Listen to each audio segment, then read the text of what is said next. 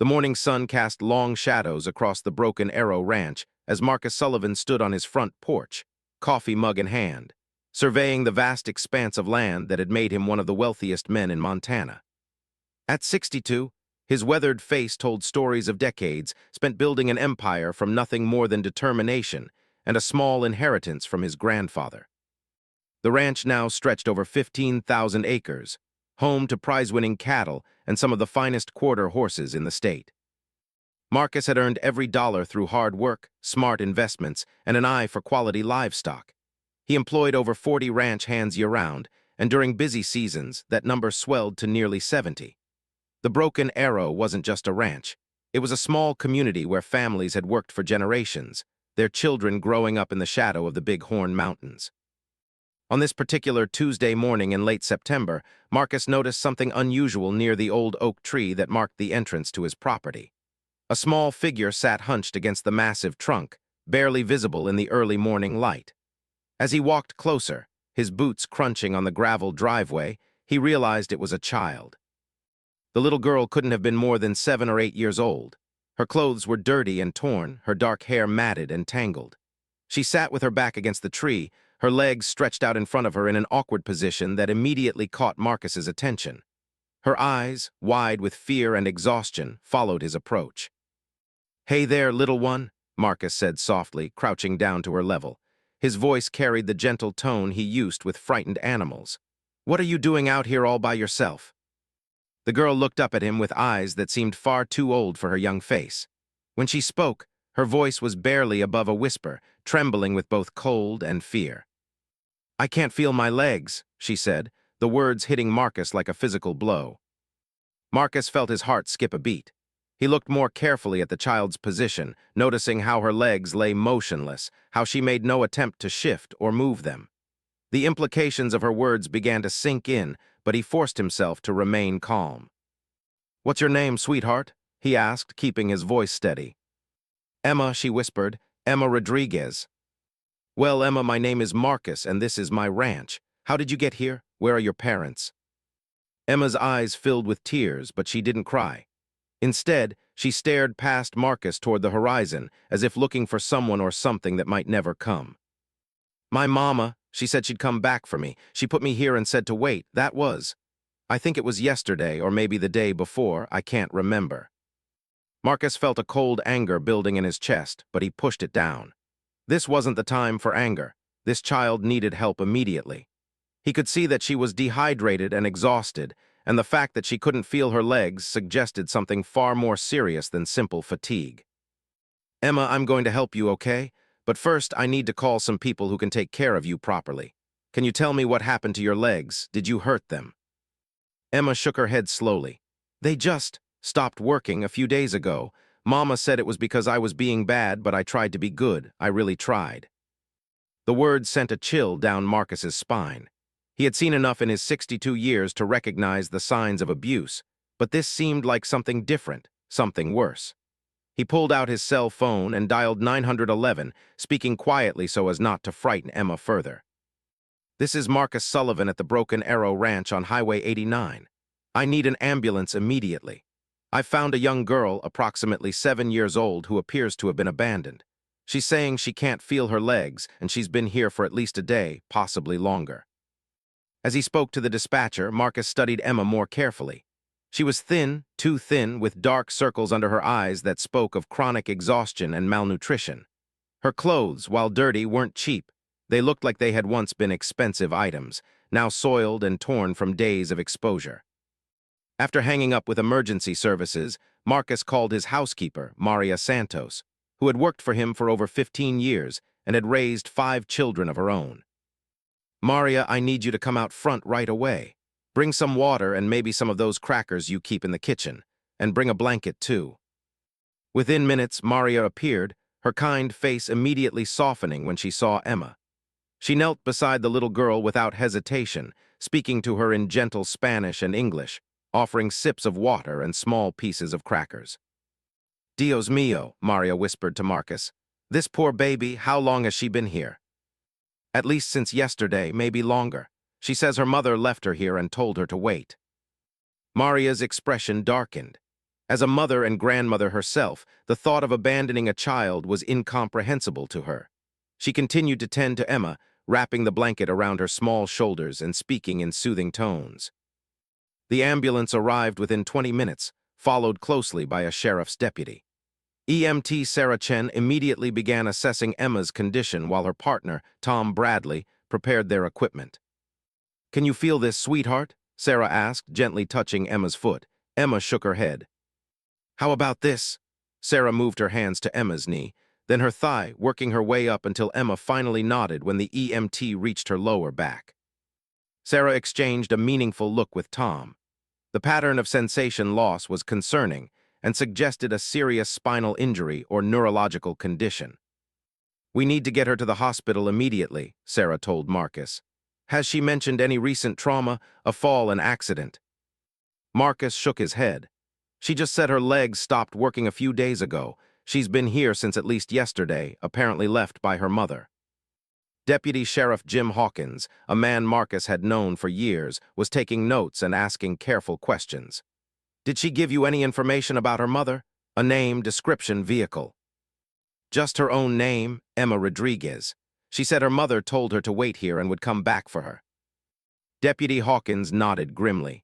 "We'll start running missing persons reports and check with social services. A child this young doesn't just end up abandoned without someone looking for her, unless—" He didn't finish the sentence, but everyone understood the implication.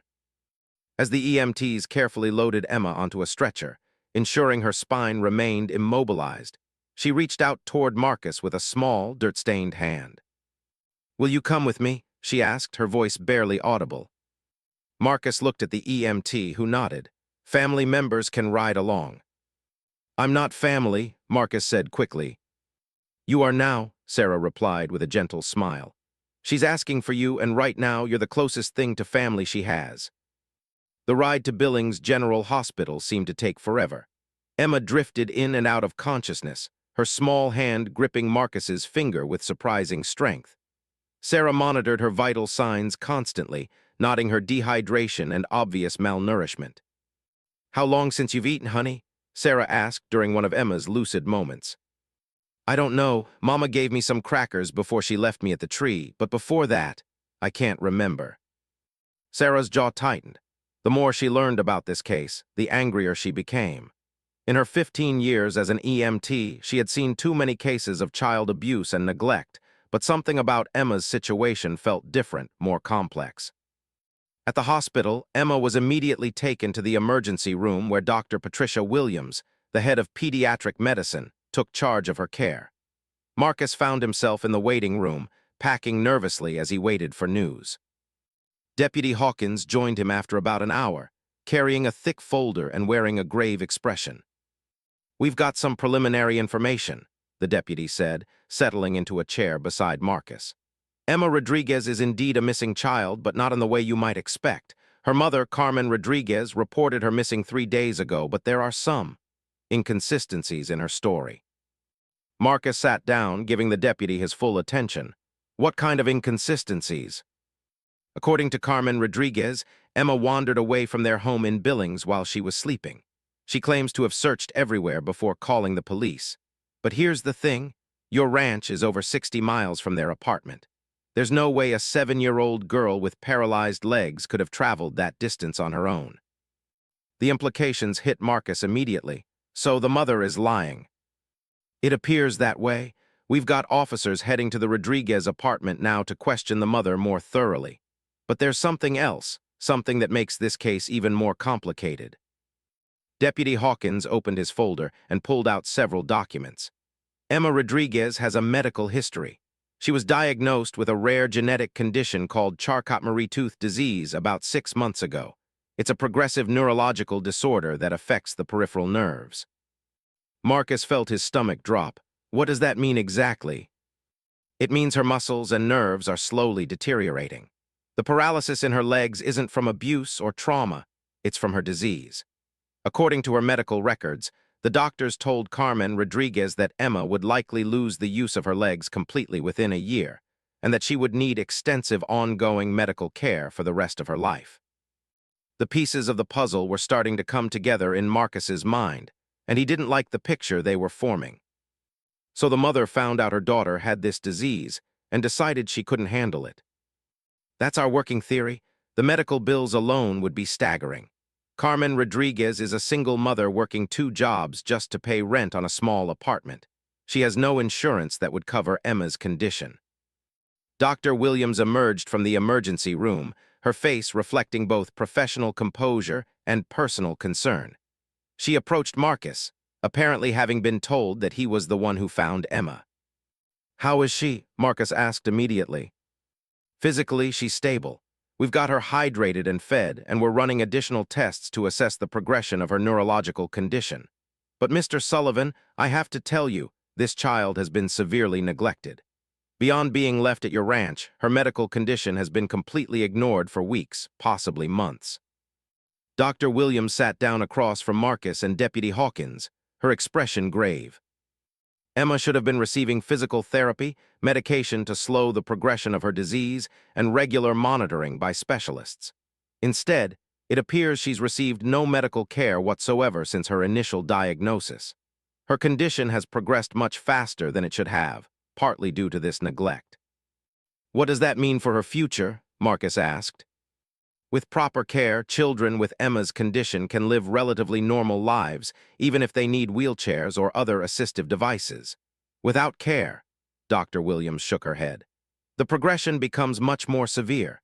She could lose function in her arms as well, and her life expectancy could be significantly reduced." Marcus felt a rage building inside him that he hadn't experienced since his younger days.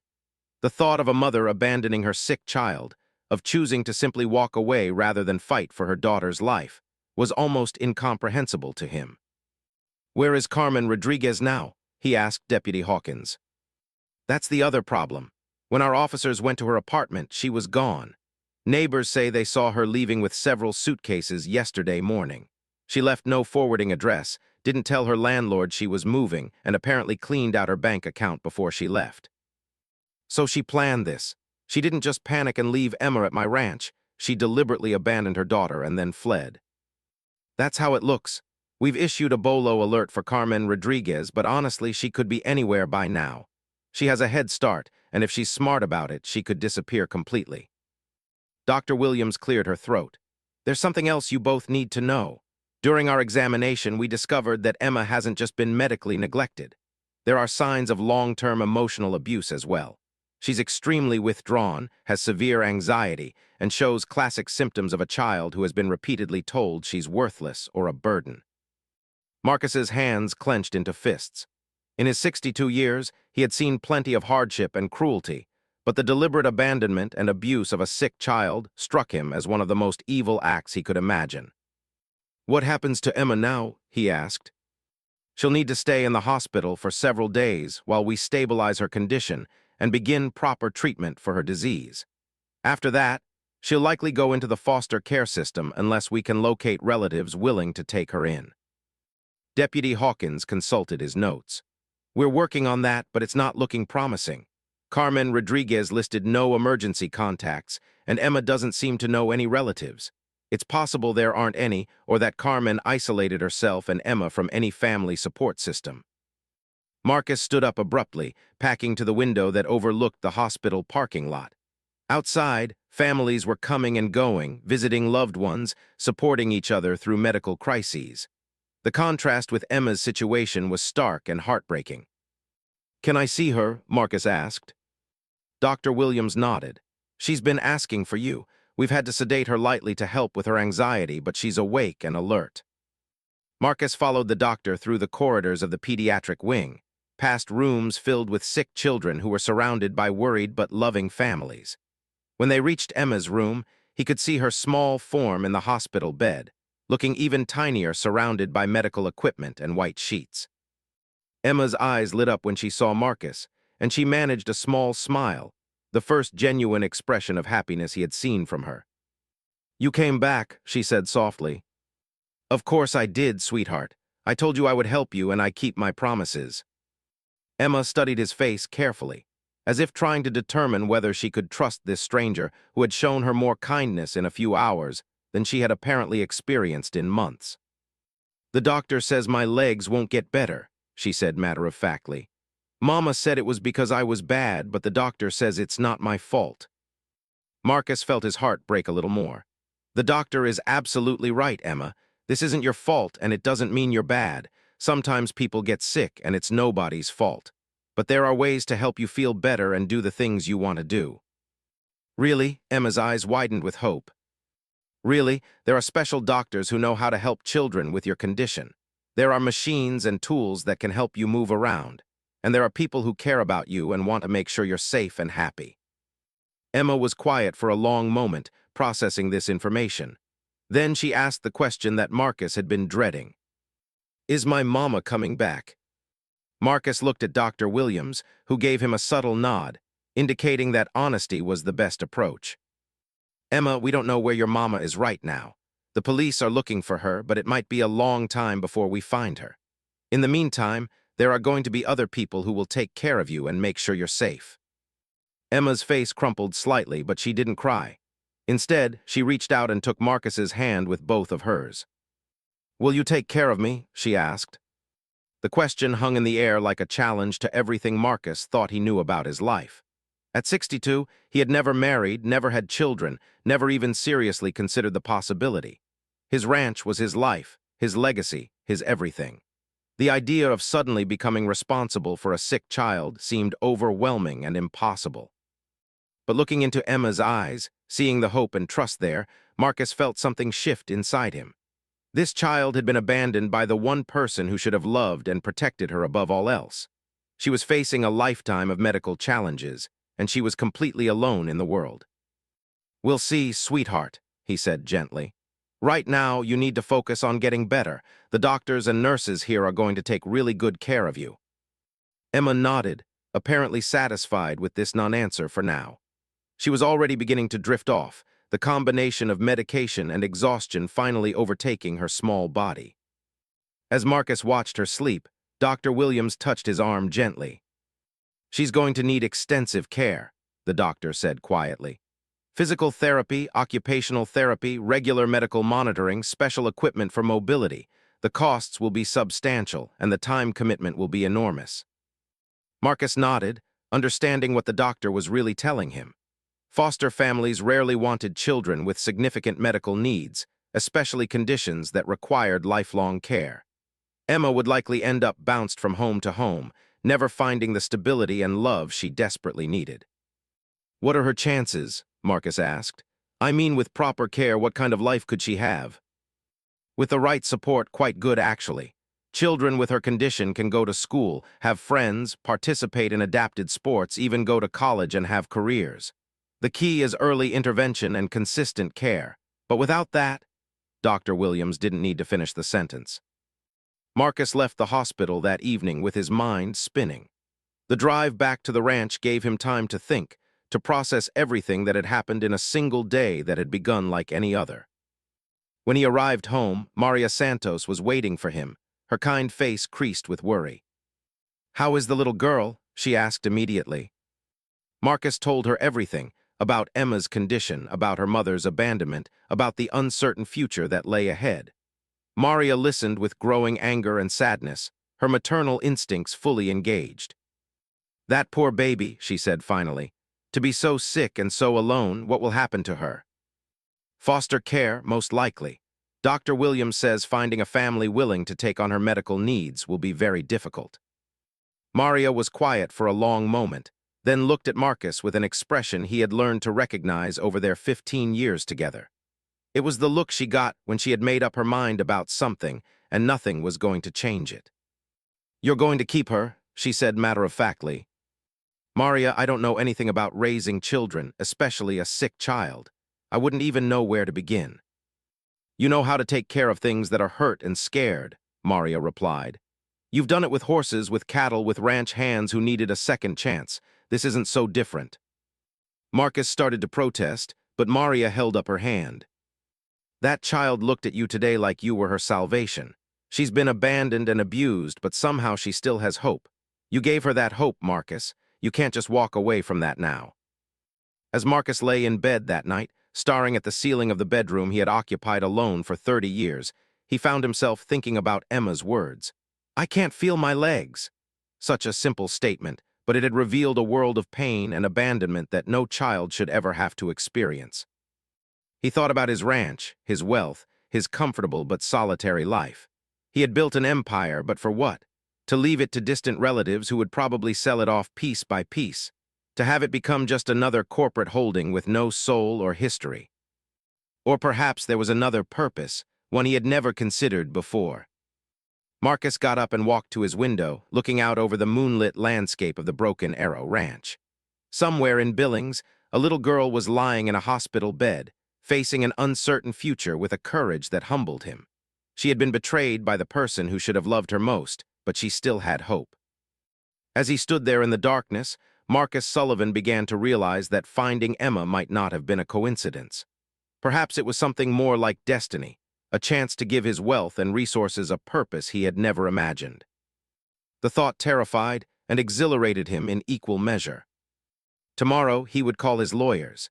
Tomorrow, he would begin learning about foster care and adoption procedures. Tomorrow, he would start figuring out how to transform his bachelor's ranch into a home suitable for a little girl who couldn't feel her legs, but who somehow still believed in miracles. But tonight, he simply stood at his window and made a promise to a sleeping child 60 miles away. Whatever it took, whatever it cost, Emma Rodriguez would never be abandoned again. Marcus Sullivan arrived at Billings General Hospital before visiting hours officially began, but the night nurse recognized him from the previous day and allowed him to see Emma. He found her awake, staring out the window at the early morning sky with an expression far too serious for a 7-year-old. "Good morning, Emma," he said softly, settling into the chair beside her bed. She turned to him with a small smile. "You came back again." "I told you I would. How are you feeling today?" "Better. The doctor gave me medicine that makes my back feel less hurry, and they brought me real food instead of those crackers I had." Marcus noticed that her speech was clearer today, less slurred by dehydration and exhaustion. Her color was better too, though she still looked terribly thin and fragile. "Emma, I want to talk to you about something important. Do you understand what's happening with your legs? What the doctors told you?" Emma nodded solemnly. "Dr. Williams said I have something called Charcot-Marie-Tooth disease. She said it makes my nerves sick, and that's why my legs don't work right anymore." "That's right. And she also said that with the right kind of help, you can still do lots of things, even if your legs don't work the same way other people's legs do." "Like what kinds of things?" Marcus pulled out his phone and showed her some pictures he had found online the night before, children with disabilities playing sports, going to school, riding horses. "See this girl? She has the same condition you do, but she's playing basketball from her wheelchair. And this boy is riding a horse that's specially trained to help people who can't use their legs." Emma's eyes widened as she studied the pictures. "They can still do fun stuff."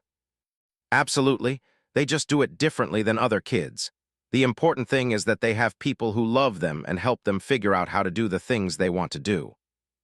Emma was quiet for a moment, then looked up at Marcus with those too serious eyes. "My mama said I was broken, and nobody would ever want a broken little girl." Marcus felt a surge of anger so intense that he had to take a deep breath before responding. "Emma, your mama was wrong about that. Very, very wrong. You're not broken, you're just different. And there are lots of people who would be honored to help take care of you." "Like who?"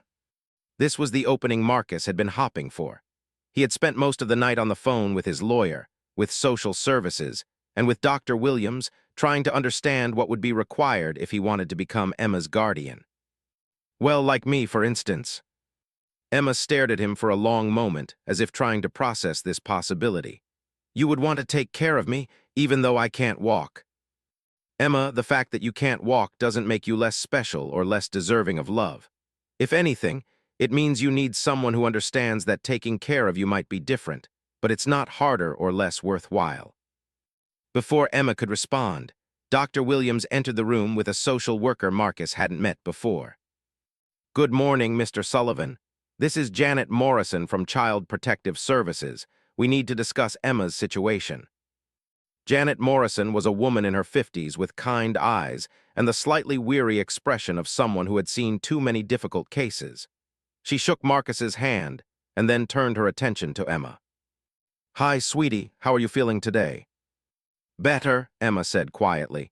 Mr. Sullivan showed me pictures of kids like me doing fun things. Janet smiled. That's wonderful. Emma, would it be okay if the grown-ups talked privately for a few minutes? The nurses said they have some new books you might like to look at. After a nurse had settled Emma with a collection of picture books, the three adults moved to a small conference room down the hall. Mr. Sullivan, Janet began, Dr. Williams tells me you've expressed interest in becoming Emma's guardian. I have to be honest with you, this is an extremely complex situation. I understand that, but I also understand that Emma needs stability and specialized care, and I'm in a position to provide both. Janet consulted her file. You're 62 years old, unmarried, with no experience raising children. You live alone on a ranch that's miles from the nearest town, medical facilities, and schools. From a social services standpoint, you're not exactly what we typically look for in a placement for a child with special needs. Marcus had expected this. Ms. Morrison, I may not have experience raising children, but I do have experience taking care of things that need special attention. I've successfully managed a 15,000-acre ranch for over 30 years. I employ 70 people and manage a multi-million-dollar operation. More importantly, I have the financial resources to ensure Emma gets the best possible medical care and the flexibility to arrange my life around her needs. Dr. Williams interjected. From a medical standpoint, Mr. Sullivan's ranch could actually be ideal for Emma. The open spaces would be perfect for her mobility training, and he's already committed to making whatever modifications are necessary to accommodate her wheelchair. Plus, he's willing to relocate closer to town if needed to ensure she has access to proper schooling and medical care. Janet looked skeptical. Mr. Sullivan, caring for a child with Emma's condition is a 24-hour-a-day commitment. She'll need physical therapy several times a week, regular medical appointments, special equipment, and as her condition progresses, even more intensive care. Are you truly prepared for that? Ms. Morrison, 3 days ago, I thought my biggest concern was whether the weather would hold long enough to finish bringing in the hay. Then I found a little girl who had been abandoned by her own mother, left to die alone under a tree. Since then, I've learned more about Charcot-Marie Tooth disease than I ever thought I'd need to know. I've spoken with specialists, researched treatment options, and begun making plans to modify my home and lifestyle to accommodate Emma's needs. He pulled out a folder he had prepared. I've already contacted the best pediatric neurologist in the region and arranged for Emma to be seen next week. I've spoken with a company that specializes in making homes accessible for people with disabilities. I've researched the best schools in Montana for children with special needs, and I've set aside a substantial sum of money specifically for Emma's ongoing care. Janet reviewed the documents Marcus had prepared, her expression gradually shifting from skepticism to surprise. This is quite thorough, she admitted. But Mr. Sullivan, what happens if you get sick? What happens if something happens to you? Emma could potentially live a normal lifespan, but she'll need care for the rest of her life. Have you considered what would happen to her if you're no longer able to care for her? I've already modified my will to establish a trust fund specifically for Emma's care. If something happens to me, she'll be financially secure, and I'm working on identifying backup guardians who would be willing and able to continue her care. Dr. Williams leaned forward. Janet, I've seen a lot of families struggle with children who have conditions like Emma's. Often, even loving parents become overwhelmed by the medical and financial demands. Mr. Sullivan isn't just offering to take care of Emma, he's offering to dedicate his life and his resources to ensuring she has the best possible future. Janet was quiet for several minutes, reviewing the paperwork and making notes. Finally, she looked up at Marcus. Mr. Sullivan, I'm going to be frank with you. In my 20 years with Child Protective Services, I've rarely seen someone step forward like this for a child who isn't related to them. It's unusual. Why are you doing this? Marcus had asked himself the same question dozens of times over the past 24 hours. Ms. Morrison, I've spent my entire adult life building something meaningful, my ranch, my business, my reputation. But at the end of the day, it's all just things. Emma is a little girl who deserves a chance at a good life, and I'm in a position to give her that chance. Maybe that's why I found her, or maybe she found me. Either way, I can't walk away from her now. And if we determine that you're not suitable, what if the home study reveals issues that disqualify you? Then I'll do whatever it takes to address those issues. I'll move to town if necessary, hire live-in care providers, whatever Emma needs, but I won't give up on her. Janet made more notes, then stood up. Mr. Sullivan, I'm going to recommend that we begin the process of evaluating you as a potential guardian for Emma. This will involve extensive background checks, psychological evaluations, home studies, and interviews with your employees and associates. The process typically takes several months. What happens to Emma in the meantime? She'll need to be placed in temporary foster care while we complete the evaluation. I have to warn you, finding a foster family willing to take a child with her medical needs will be challenging. Dr. Williams cleared her throat. Actually, I may have a solution for that. Mr. Sullivan, you mentioned that your housekeeper has experience with children. Maria Santos has worked for me for 15 years. She raised 5 children of her own, and she's actually a retired nurse. She's already expressed interest in helping care for Emma. What if we arranged for Emma to stay at your ranch temporarily, with Maria Santos acting as the primary caregiver under your supervision? We could have social workers make regular visits to ensure everything is going well, and it would allow Emma to begin adapting to what might become her permanent home. Janet considered this proposal. It's highly irregular, but given the circumstances, Mr. Sullivan, would you be willing to undergo an accelerated evaluation process? We could have preliminary results within a few weeks instead of months. Absolutely, whatever it takes. After Janet left to make arrangements, Marcus returned to Emma's room. She looked up from her book with eager eyes. "Are you going to take care of me?" she asked directly. "Emma, there are some things the grown-ups need to work out first. But I want you to know that I'm going to do everything I can to make sure you're safe and happy." "Can I see your ranch? I've never seen a real ranch before." Marcus smiled. "I think that can be arranged. Dr. Williams says you might be able to leave the hospital in a couple of days if you keep getting better." "Will there be horses?" "Lots of horses, and cows and chickens and a couple of barn cats who think they own the place." Emma's eyes lit up with the first real excitement Marcus had seen from her. "I've always wanted to see a real horse. Mama said they were too dangerous for kids like me, but I saw pictures in books." "Well, I have some very gentle horses who love meeting new people. We'll make sure you get to see them safely." Over the next 2 days, Marcus threw himself into preparations with the same intensity he had once applied to building his ranch empire. He met with contractors about making his home wheelchair accessible, spoke with medical equipment suppliers about specialized beds and mobility devices, and consulted with horse trainers about equine therapy programs. Maria Santos proved to be an invaluable ally in this process.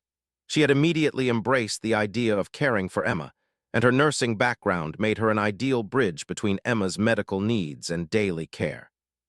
"You know, Mr. Sullivan," Maria said as they reviewed the modifications needed for the ranch house, "I think this little girl might be exactly what this place has been missing all these years." "What do you mean?" "This house has always been too quiet, too empty. You built it to be a family home, but you never filled it with family. Maybe Emma is meant to be here." Marcus had to admit that Maria might be right. The ranch house was indeed designed for a family, with 6 bedrooms, multiple living areas, and a large kitchen that had rarely been used for its intended purpose. He had built it optimistically in his 30s, expecting to marry and have children of his own. When that didn't happen, he had simply continued living alone in a house meant for many. On Emma's 3rd day in the hospital, she was finally cleared for discharge. Marcus arrived early with a brand new wheelchair, child-sized and painted bright purple at Emma's request, and a collection of stuffed animals he had awkwardly selected from the hospital gift shop. "Are you ready to see the ranch?" he asked as a nurse helped Emma transfer from the hospital bed to her new wheelchair. Emma nodded eagerly, then looked around the room that had been her world for 3 days. "Will I ever see Mama again?" Marcus knelt down so he was at her eye level. "Emma, I don't know the answer to that question. The police are still looking for her. But what I can promise you is that you'll always have people who care about you, no matter what happens." Emma seemed to accept this answer. She was learning to live with uncertainty, a skill that would serve her well in the years ahead. The drive from Billings to the Broken Arrow Ranch gave Marcus a chance to see his property through Emma's eyes. She pressed her face to the window, marveling at the vast open spaces, the mountains in the distance, and the herds of cattle grazing in the fields. "It's so big," she exclaimed. "How do you keep track of all the animals?" "It's easier than you might think. We have systems and routines that help us know where everything is. Would you like to learn about ranching? Could I, even though I can't walk? Emma, some of the best horsemen I know spend most of their time sitting down anyway. There's no reason you couldn't learn to work with animals. When they arrived at the ranch house, Maria Santos was waiting on the front porch with a smile that could have powered the entire property. She immediately fussed over Emma, helping her out of the car and into her wheelchair, chattering in a mixture of English and Spanish that somehow Emma seemed to understand perfectly. "Welcome home, Mija," Maria said, using the Spanish term of endearment for my daughter. Marcus showed Emma around the house, pointing out the modifications they had already begun to make her room accessible. Her bedroom was on the ground floor, with wide doorways and a bathroom that was being remodeled to accommodate her wheelchair. But Emma was more interested in the views from the windows than in the accessibility features. "I can see the horses from here," she said excitedly, pointing toward the corral where several quarter horses were grazing. "Would you like to meet them?" Marcus asked. They made their way out to the corral, Emma's wheelchair bumping slightly on the gravel but manageable with Marcus pushing. The horses, curious about the newcomers, approached the fence with gentle snorts and nickering sounds. "This is Thunder," Marcus said, introducing a gentle bay gelding who had approached the fence. "He's one of our calmest horses. Would you like to pet him?" Emma reached out tentatively, her small hand trembling slightly as Thunder lowered his head to sniff her fingers. When his soft muzzle touched her palm, she gasped with delight. "He's so soft and warm." "Horses are very gentle animals when they're treated with kindness," Marcus explained. "Thunder here is 22 years old, and he's spent his whole life taking care of people." As they stood there watching Emma interact with the horses, Marcus felt a strange sense of completeness wash over him. For 30 years, he had built and managed this ranch as a business venture. But watching Emma's face light up as she discovered the simple joy of connecting with animals, he began to understand that the broken arrow might have been waiting all this time for a different purpose. That evening, as Maria settled Emma into her new room with a collection of books and toys that had appeared as if by magic, Marcus found himself standing once again at his bedroom window, looking out over his land. But tonight the view was different. Tonight, there was a light on in what had been the guest room and the sound of a child's laughter drifting down the hallway. Tonight, the Broken Arrow Ranch felt like a home instead of just a property. Janet Morrison arrived the next morning for the first of what would be many visits to evaluate Emma's placement. She found the little girl in the kitchen with Maria, learning to help make pancakes from her wheelchair. "How are you settling in, Emma?" Janet asked. "It's wonderful here," Emma replied without hesitation. "Maria taught me how to crack eggs without getting shells in the bowl, and Mr. Sullivan said maybe tomorrow I can help feed the horses." Janet observed the easy interaction between Emma, Marcus, and Maria, noting how naturally they had adapted their routines to accommodate Emma's needs. The kitchen had already been modified with lower counters she could reach from her wheelchair, and Marcus had installed ramps at all the entrances to the house. "Mr. Sullivan," Janet said privately, "I have to admit I'm impressed with how quickly you've managed to adapt, but I need to ask you some difficult questions. Have you really thought about what you're taking on? Emma's condition will likely worsen over time. She may eventually lose function in her arms as well as her legs. She'll need specialized care for the rest of her life." Marcus nodded seriously. "I've done extensive research on Charcot-Marie Tooth disease, Ms. Morrison. I understand that Emma's needs will change and likely increase over time. I've already set up consultations with specialists in Denver and Seattle to explore all available treatment options.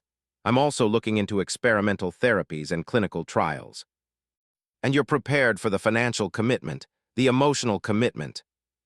"Ms. Morrison, I've spent my life building a successful business. I understand long-term planning and resource management. More importantly, I've already come to love that little girl. She's not a project or a charity case to me, she's family." Janet was taking notes, but Marcus could see that his answers were impressing her. "What about her education, social development? Children need peer interaction." "We're researching the best educational options in the region. There's an excellent school in Billings that has experience with children who have disabilities, and they offer transportation services. I'm also looking into homeschooling options if that becomes necessary. As for social development, There are several organizations in Montana that organize activities for children with disabilities. Over the following weeks, Janet made regular visits to the ranch. Each time, she found Emma more settled, more confident, and clearly thriving in her new environment. Marcus had hired a physical therapist who came to the ranch 3 times a week, and Emma had begun working with an occupational therapist to learn new ways of doing everyday tasks. Most importantly, Emma was beginning to smile regularly and even laugh, something that Janet's initial assessment had noted as completely absent. "She's a different child," Dr. Williams observed during Emma's first follow-up appointment. "Her physical condition is stable, which is the best we can hope for at this stage. But emotionally, psychologically, she's transformed. She's engaged, optimistic, and clearly feels secure and loved." The breakthrough came during Emma's 4th week at the ranch. Marcus had been working with Thunder, the gentle gelding, and a trainer who specialized in equine therapy. They had been preparing for the day when Emma might be ready to try riding, but they were taking it very slowly. Emma had been watching from her wheelchair, fascinated by the process of saddling and training the horse.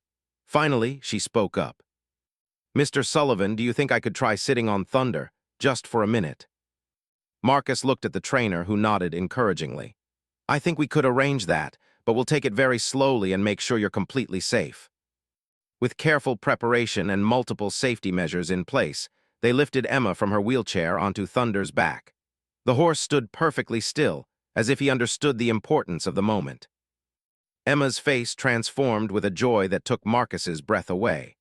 For the first time since her paralysis had begun, she was sitting up high, seeing the world from a new perspective, feeling the gentle movement of a living creature beneath her. "I can't feel my legs," she said, echoing the words that had first brought her into Marcus's life. "But I can feel Thunder. I can feel how strong he is, how gentle he is. I can feel that he likes me." Marcus felt tears in his eyes as he watched Emma experience this moment of pure happiness. In that instant, he knew with absolute certainty that every change he had made to his life, every dollar he had spent, every moment of uncertainty he had endured had been worth it. Janet Morrison, who had been observing from a distance, approached with a document in her hand. "Mr. Sullivan," she said quietly, "I think it's time we made this arrangement official." The legal paperwork to establish Marcus as Emma's guardian would take several more weeks to complete, but everyone involved knew that the important decision had already been made. Emma had found her home, and Marcus had found his purpose. That evening, as Emma worked on her homework at the kitchen table and Maria prepared dinner, Marcus reflected on how dramatically his life had changed in just a few weeks. The ranch that had once been his sole focus now served a different purpose. It was a place where a little girl who couldn't feel her legs was learning that she could still reach for the stars. But there were still challenges ahead, and Marcus was about to discover that Emma's past held secrets that would test everything he thought he knew about protecting the child who had become his daughter. 6 weeks after Emma Rodriguez had become Emma Sullivan in everything but legal paperwork, life at the Broken Arrow Ranch had settled into a rhythm that felt both natural and miraculous. Marcus watched from his office window as Emma worked with her physical therapist on the specially constructed deck they had built for her exercises. Her laughter carried across the yard as she succeeded in a particularly challenging transfer from her wheelchair to the parallel bars. The transformation in the little girl was remarkable. She had gained weight, her color was healthy, and most importantly, she had begun to hope again. Marcus had officially started the adoption process, determined to make Emma legally his daughter, not just his ward. But on this particular Tuesday morning, Deputy Sheriff Jim Hawkins was driving up the ranch road with an expression that Marcus recognized as trouble. "Morning, Marcus," Jim said as he climbed out of his patrol car. "We need to talk." They settled in Marcus's study, where Emma's artwork now decorated the walls alongside his ranch management charts and awards. Her drawings were simple but telling, pictures of horses, of herself and Marcus and Maria, of a house that looked remarkably like the ranch. "It's about Carmen Rodriguez," Jim began, consulting a thick file. "We found her." Marcus felt his blood run cold. Over the past 6 weeks, he had almost allowed himself to believe that Emma's mother had disappeared forever, that they would never have to confront the woman who had abandoned a sick child. "Where is she?" "Las Vegas. She was arrested 3 days ago for fraud and theft. Apparently, she's been running a series of scams, taking money from people by claiming she needed help paying for her sick daughter's medical bills. The irony was so cruel that Marcus felt physically sick. Carmen Rodriguez had been using Emma's illness to steal money from compassionate strangers while abandoning the actual child who needed that money for real medical care. There's more, Jim continued. During her arrest, she claimed that Emma had been kidnapped from her. She's demanding that the child be returned to her custody immediately. Marcus stood up abruptly, packing to the window where he could see Emma still working with her therapist. The little girl was concentrating intently on moving from her wheelchair to a standing frame, her face determined and hopeful. She abandoned Emma. She left a paralyzed child alone for days. She fled the state rather than face responsibility for her actions. How can she possibly claim kidnapping? Because technically, Emma is still her daughter.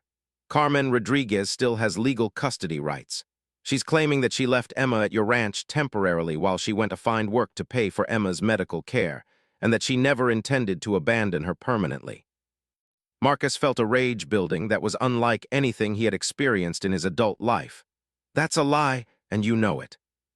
Of course it's a lie, but lies don't matter in family court, Marcus. Evidence matters, and Carmen Rodriguez is claiming that she can prove she never intended permanent abandonment. What kind of evidence? Jim pulled out several documents from his file. Phone records showing that she was indeed trying to contact various medical facilities and social services about treatment options for Emma. Bank records showing that she had been struggling financially and was behind on rent and bills. Character witnesses who will testify that she loved Emma and was overwhelmed by the medical diagnosis. Marcus studied the documents, his heart sinking as he realized what they meant. She's building a case that she was a desperate mother trying to find help for her sick child, not an abandoning parent. Exactly, and there's something else. Carmen Rodriguez has hired a lawyer, a guy named Richard Blackwood who specializes in family law cases. He's good at what he does, and he's already filed papers demanding Emma's immediate return. The implications hit Marcus like a physical blow. After 6 weeks of watching Emma bloom, of seeing her gain confidence and hope, of building a life together, the little girl he had come to love as his own daughter might be ripped away from him. What are our chances of fighting this? Honestly, it's complicated. You've done an incredible job caring for Emma, and any reasonable person can see that she's thriving here. But Carmen Rodriguez is Emma's biological mother, and family law strongly favors biological parents unless there's clear evidence of abuse or abandonment. But there is evidence of abandonment. Yes, but Blackwood is arguing that it was temporary abandonment due to desperate circumstances, not permanent abandonment with intent to harm. It's a fine legal distinction, but it could be enough to win in court. Marcus sat down heavily, feeling the weight of the situation settling on his shoulders. When do we go to court? That's the other problem. Blackwood is pushing for an emergency hearing, claiming that every day Emma remains away from her mother is causing psychological damage. The hearing is scheduled for next Monday. 4 days. Marcus had 4 days to prepare for a legal battle that could determine Emma's entire future. He looked out the window again, watching the little girl who had brought such joy and purpose to his life. She was unaware that her world might be about to collapse again. Jim, what would happen to Emma if she's returned to Carmen Rodriguez? That's the thing, Marcus. Carmen Rodriguez is currently in jail awaiting trial on the fraud charges. If the court returns custody to her, Emma would likely end up in foster care anyway, at least temporarily. But she'd be in the state system in Nevada, not here in Montana. The cruelty of the situation was overwhelming. Emma might be taken away from the stable, loving home where she was thriving and placed in an uncertain foster care situation while her mother faced criminal charges. There has to be something we can do. There is, but it's a long shot. If you can prove that returning Emma to Carmen Rodriguez would be harmful to the child's physical or emotional well-being, the court might allow her to remain with you pending resolution of the custody issues. Marcus called his lawyer immediately after Jim left. Robert Chen had been handling Marcus's legal affairs for 15 years, but family law was outside his expertise. He recommended a family law specialist in Billings named Sarah Mitchell, who agreed to meet with Marcus that afternoon. Sarah Mitchell was a woman in her 40s with the intense focus of someone who had fought many difficult battles in family court. She listened carefully as Marcus explained the situation, taking detailed notes and asking probing questions. "Mr. Sullivan, I'm going to be blunt with you. This is going to be an uphill battle. Biological parents have strong rights in our legal system, even when they've made serious mistakes. Carmen Rodriguez's lawyer is smart to frame this as temporary abandonment rather than permanent abandonment. But Emma was left alone for days. She could have died. I understand that and will certainly argue that point. But we need to build a case that focuses on Emma's best interests, not on punishing Carmen Rodriguez for her past actions." Sarah outlined their strategy. They would need medical testimony about Emma's improved condition since coming to the ranch, psychological evaluation showing her emotional progress, and documentation of the specialized care and resources Marcus was providing. "The key," Sarah explained, "is to demonstrate that removing Emma from your care would be detrimental to her health and well-being. We need to show that this isn't just about providing a good home. It's about providing the specific type of care that Emma needs to thrive with her medical condition." Over the next 3 days, Marcus worked tirelessly to prepare for the hearing.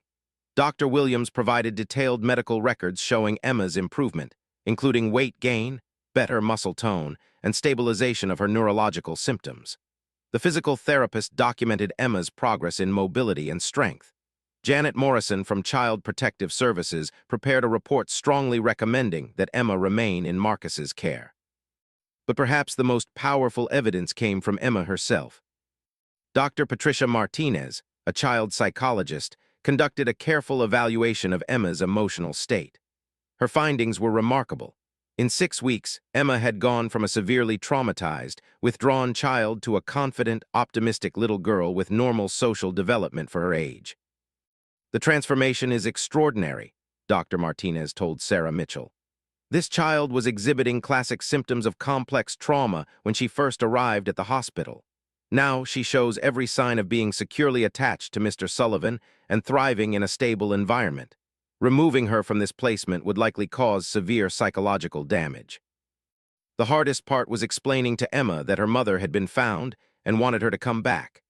Marcus struggled with how to present this information to a 7-year-old who was just beginning to trust that the adults in her life wouldn't abandon her. "Emma," Marcus said carefully as they sat together on the porch after her evening physical therapy session, "I need to tell you something important. The police found your mama." Emma's reaction surprised him. Instead of excitement or joy, she looked frightened. "Is she coming to take me away?" Emma asked quietly. "She says she wants you to come back to live with her.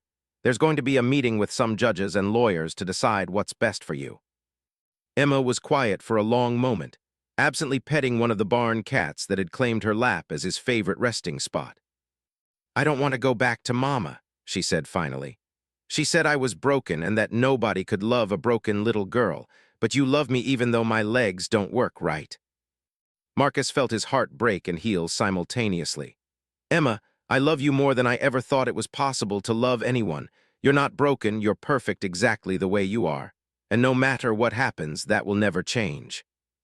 Can I tell the judge that I want to stay here, that this is my home now?" "Yes, sweetheart. You'll have a chance to tell the judge how you feel, and I'll fight as hard as I can to make sure you stay right here where you belong." The hearing was scheduled for Monday morning at the Yellowstone County Courthouse in Billings. Marcus arrived early with Sarah Mitchell, his stomach twisted with anxiety. This was the most important business meeting of his life, but it wasn't about cattle prices or land deals. It was about the future of the little girl who had become his daughter in every way that mattered. Carmen Rodriguez looked different than Marcus had expected. She was a small woman, probably in her early 30s, with Emma's dark eyes and hair. But where Emma's eyes now sparkled with life and hope, Carmen's eyes were hard and calculating. She wore a conservative business suit that had obviously been chosen to make her look respectable and maternal. Her lawyer, Richard Blackwood, was everything Jim Hawkins had warned Marcus to expect: polished, confident, and aggressive. He began his presentation by painting Carmen Rodriguez as a loving but overwhelmed mother who had made a desperate decision in an impossible situation. "Your Honor," Blackwood argued, Carmen Rodriguez is guilty of nothing more than being a poor single mother faced with an overwhelming medical crisis. When her daughter was diagnosed with a severe neurological condition, she panicked.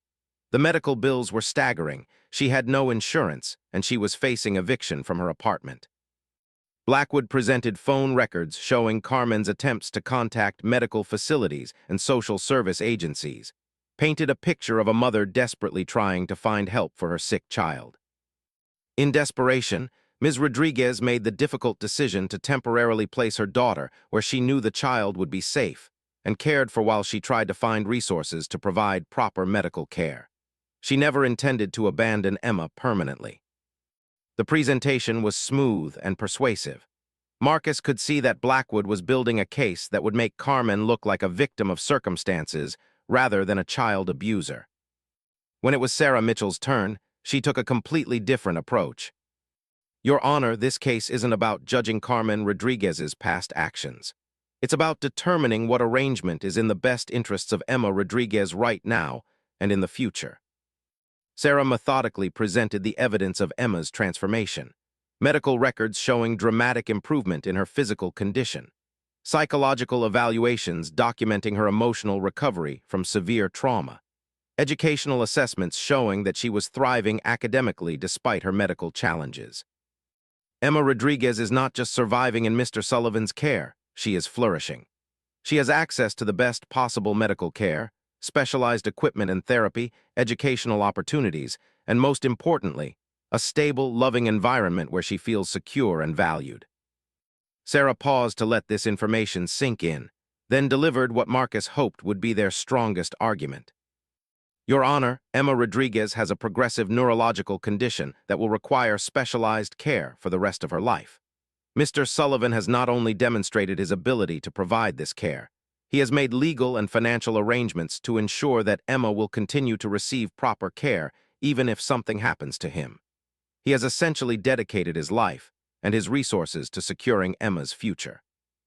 The most difficult moment came when Judge Patricia Hendricks asked to speak with Emma privately. Marcus watched as the little girl was wheeled into the judge's chambers, and he felt like his heart might stop beating while he waited for her to return. Emma was in the judge's chambers for nearly 30 minutes. When she finally emerged, her face was serious but calm. She looked directly at Marcus and gave him a small, reassuring nod. Judge Hendricks returned to the bench with an expression that revealed nothing about her decision. This is one of the most difficult cases I've encountered in 20 years on the family court bench, she began. I have a biological mother who clearly made serious errors in judgment, but who claims to love her child and wants to resume caring for her. I have a man with no biological connection to the child, but who has demonstrated extraordinary commitment to her welfare. The courtroom was completely silent as Judge Hendricks continued. I've reviewed extensive testimony about Emma's physical and emotional condition. I've spoken with the child herself about her feelings and preferences. I've considered the medical evidence about her ongoing needs and the resources required to meet those needs. Marcus felt like he couldn't breathe as he waited for the decision that would determine Emma's future. Carmen Rodriguez, I believe that you love your daughter, but I also believe that you are not currently in a position to provide the specialized care she requires. You are facing criminal charges that may result in incarceration. You have no stable housing, no health insurance, and no demonstrated ability to manage Emma's complex medical needs. Marcus felt a flicker of hope, but Judge Hendricks wasn't finished. Mr. Sullivan, you have provided Emma with excellent care, and it's clear that she has formed a strong attachment to you. However, you are not Emma's biological parent, and I cannot simply terminate a mother's parental rights based on a temporary crisis. Marcus's heart sank. It sounded like the judge was preparing to return Emma to her mother despite everything they had presented. Therefore, Judge Hendricks continued, I am ordering the following arrangement. Emma will remain in Mr. Sullivan's care for a period of 1 year. During this time, Carmen Rodriguez will be required to complete parenting classes, undergo psychological counseling, secure stable housing and employment, and demonstrate her ability to provide proper care for a child with special needs. If at the end of 1 year, Ms. Rodriguez has met all court-ordered requirements and can demonstrate her ability to properly care for Emma, we will revisit the custody arrangement. The courtroom erupted in mixed reactions. Blackwood immediately began objecting, arguing that a year was too long to separate a mother from her child. Sarah Mitchell was trying to clarify the specific requirements Carmen would need to meet. But Marcus heard none of it. All he could focus on was Emma's face, which had broken into a brilliant smile. She reached out and took his hand, squeezing it with all the strength her small fingers could manage. "Does this mean I get to stay home?" she whispered. "Yes, sweetheart, you get to stay home." Judge Hendricks continued outlining the specific terms of the arrangement. Carmen Rodriguez would be allowed supervised visitation with Emma once her criminal charges were resolved, but only if she completed all court-ordered requirements. Marcus would retain physical custody and would be authorized to make all medical and educational decisions for Emma. As they left the courthouse, Marcus felt emotionally drained but relieved. They had won a year time for Emma to continue healing and growing, time for him to complete the adoption process, and time to build an even stronger case if they needed to return to court. But Carmen Rodriguez's parting words as they left the courthouse sent a chill down his spine. "This isn't over," she said quietly. "She's my daughter, and I'll get her back no matter what it takes." Marcus knew that the battle for Emma's future was far from finished.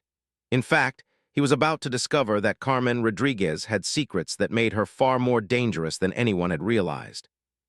That evening, as Emma worked on homework at the kitchen table and Maria prepared dinner, Marcus tried to process everything that had happened. He had known that loving Emma would change his life, but he hadn't realized it would also put him in the crosshairs of someone who might be willing to do anything to reclaim a child she had once abandoned. Over the next several weeks, life settled back into the routine that had brought Emma so much healing. But Marcus couldn't shake the feeling that they were living on borrowed time, that Carmen Rodriguez was planning something that would test his commitment to protecting Emma in ways he couldn't yet imagine. He was right to be worried. Carmen Rodriguez had indeed been planning, and her next move would reveal the true depths of her desperation and the lengths she was willing to go to reclaim control over Emma's life. The phone call came at 3 in the morning on a Thursday night in November. Marcus jolted awake, immediately fearing that something had happened to Emma. But when he answered the phone, the voice on the other end was one he had hoped never to hear again. "Mr. Sullivan, this is Carmen Rodriguez. I think it's time we had a private conversation about Emma's future." Marcus sat up in bed, instantly alert. "Ms. Rodriguez, any communication about Emma needs to go through our lawyers and the court." Carmen's laugh was cold and bitter. "Oh, I don't think you understand the situation you're in. You see, I've learned some very interesting things about you and your precious ranch. Things that I think a family court judge would find very concerning." "What are you talking about?" "I'm talking about having a real conversation, just you and me. Tomorrow night, midnight, at the old Miller place on Highway 89. Come alone and don't even think about involving the police. If you do, everyone will learn about your little secrets, and I guarantee you'll lose Emma forever." The line went dead, leaving Marcus staring at the phone in disbelief. What secrets could Carmen Rodriguez possibly know about him? He had lived his entire life as honestly and openly as possible. But the threat in her voice was real, and she clearly believed she had some kind of leverage over him. As Marcus lay awake for the rest of the night, he couldn't help but wonder what he was walking into. Carmen Rodriguez had already proven herself capable of abandoning her own child. What else might she be capable of if she felt cornered? The next evening, as he watched Emma laugh at something Maria had said during dinner, Marcus made a decision. Whatever Carmen Rodriguez thought she knew, whatever she was planning, he would face it head-on. Emma had already been abandoned and traumatized once. He would not let it happen again, no matter what the cost to himself. At 11:45 p.m., Marcus drove toward the abandoned Miller place, preparing himself for a confrontation that would determine whether the little girl who couldn't feel her legs would finally find the security and love she deserved, or whether she would be dragged back into a nightmare from which she might never recover. Marcus Sullivan pulled into the abandoned Miller place at exactly midnight, his headlights cutting through the Montana darkness to illuminate the skeletal remains of what had once been a prosperous ranch. The Miller family had lost everything in the drought of 1988, and the property had stood empty for over 30 years, slowly being reclaimed by sagebrush and memories. Carmen Rodriguez was waiting for him, leaning against a black sedan that he didn't recognize. In the harsh glare of his headlights, she looked different than she had in the courtroom, harder, more desperate, and somehow more dangerous. Marcus left his truck running but got out slowly, keeping his hands visible and his movements calm. He had no idea what Carmen was planning, but he sensed that one wrong move could escalate the situation beyond his control. "Thank you for coming," Carmen said, her voice carrying a mocking politeness that sent chills down Marcus's spine. "I wasn't sure you would." "What do you want, Carmen?" "What I want is very simple. I want my daughter back, tonight, right now." Marcus kept his voice steady despite the alarm bells going off in his head. "Carmen, you know that's not possible. The court has made its decision. You have specific requirements to meet before Emma's custody can be reconsidered." Carmen laughed, a sound with no humor in it. "Oh, Marcus, may I call you Marcus?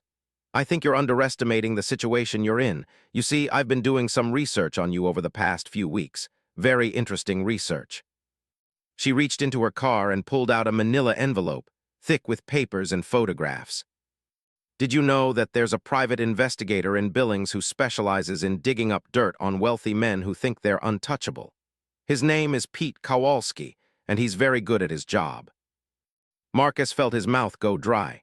He couldn't imagine what this woman thought she had discovered about him, but the confidence in her voice suggested she believed she had found something significant. "I don't know what you think you've learned, but—" "Oh, but I do know, Marcus. I know about the accident in 1995. I know about the wrongful death lawsuit that was quietly settled out of court. I know about the family that lost everything because of your negligence." Marcus felt the world tilt around him. The accident Carmen was referring to had been the darkest moment of his life, something he had worked for 30 years to make right, to atone for, to put behind him. But it had never truly gone away. In 1995, Marcus had been driving home from a cattle auction in Denver during a snowstorm. A family of 5 in a minivan had skidded into his path on an icy mountain road. Marcus had been driving slightly over the speed limit, and when he tried to avoid them, his truck had struck their vehicle, sending it off the road. 2 children had died in that accident. A mother had been permanently disabled. A father had lost his family and his will to live, eventually taking his own life 2 years later. Marcus had been cleared of criminal charges, but the civil lawsuit had cost him nearly everything he owned at the time, and the guilt had haunted him for decades. "I see I have your attention now," Carmen continued. "The Jameson family, wasn't it? Little Katie and Michael, ages 6 and 8. Their mother, Sarah, paralyzed from the waist down. Their father, David, who couldn't live with the grief and hung himself in his garage." Each word hit Marcus like a physical blow. He had tried for 30 years to honor the memory of those children, donating millions to children's charities, supporting programs for disabled individuals, living a life dedicated to making up for that one terrible night when everything had gone wrong. "What do you want?" Marcus asked quietly. "I want Emma, tonight, and I want you to disappear from our lives forever. If you don't agree to this, I'm going to make sure every newspaper in Montana knows about your past. I'm going to make sure everyone knows that the man playing hero to poor little Emma Rodriguez is the same man whose reckless driving killed 2 innocent children." Marcus looked at this woman who had abandoned her sick child, who had used Emma's illness to commit fraud, who was now trying to use 30-year-old tragedy to manipulate him, and felt a cold clarity settle over him. "Carmen, you're absolutely right about the accident. It happened, and it was the worst thing that has ever occurred in my life. 2 children died because of my poor judgment, and I've spent every day since then trying to make amends for that." Carmen smiled, apparently thinking she had won. "But," Marcus continued, "if you think you can use that tragedy to force me to abandon Emma, then you don't understand what that accident taught me. It taught me that protecting innocent children is the most important thing in the world. It taught me that sometimes you have to sacrifice everything to do what's right." Carmen's smile faded as she realized that her blackmail wasn't having the effect she had expected. "You're willing to have your reputation destroyed. You're willing to lose everything you've built. To protect Emma, absolutely, in a heartbeat. You stupid old fool, don't you understand what this will do to your precious ranch, your business, your legacy?" Marcus took a step closer to Carmen, and she instinctively backed toward her car. "My legacy isn't my ranch or my business, Carmen. My legacy is making sure that one little girl who can't feel her legs grows up knowing that she's loved, protected, and valued. Everything else is just property. Carmen's desperation was becoming more apparent. You don't understand. I need Emma back. I need her. Why, Carmen? Why is it so important for you to reclaim a daughter you abandoned? For the first time since their conversation began, Carmen's mask of control slipped, and Marcus saw something that looked almost like panic in her eyes. Because she's my ticket out of this mess. Don't you see? Poor single mother with disabled child, that's a story people will pay for. Television interviews, book deals, speaking engagements about overcoming adversity. Emma's condition makes her perfect for that. The truth hit Marcus like a sledgehammer. Carmen Rodriguez didn't want Emma back out of love or even guilt. She wanted Emma back because she saw her disabled daughter as a marketing opportunity, a way to make money by exploiting public sympathy. You want to use Emma's disability to make money. You want to turn her medical condition into a profit center. People love stories about brave, disabled children and their devoted mothers. There's a whole industry built around that kind of content. Emma could be worth millions if she's handled properly. Marcus felt a rage building that was unlike anything he had experienced since finding Emma under the oak tree. This woman wasn't just an abandoning mother or a desperate criminal. She was someone who saw her disabled child as a commodity to be exploited. Carmen, that's the most despicable thing I've ever heard. Emma is a little girl, not a business opportunity. Emma is my little girl, and I can do whatever I want with her. The court gave me a year to get my life together, but I don't need a year. I need her now, and you're going to give her to me, or I'm going to destroy your life. Carmen reached into her jacket and pulled out what appeared to be a gun, though in the darkness Marcus couldn't be certain. This conversation is over, Marcus. You're going to go home, pack Emma's things, and bring her to me. If you involve the police, if you try to fight this, I'll make sure everyone knows about your past. Then I'll disappear with Emma, and you'll never see either of us again. Marcus realized that he had seriously underestimated Carmen Rodriguez. She wasn't just a bad mother or a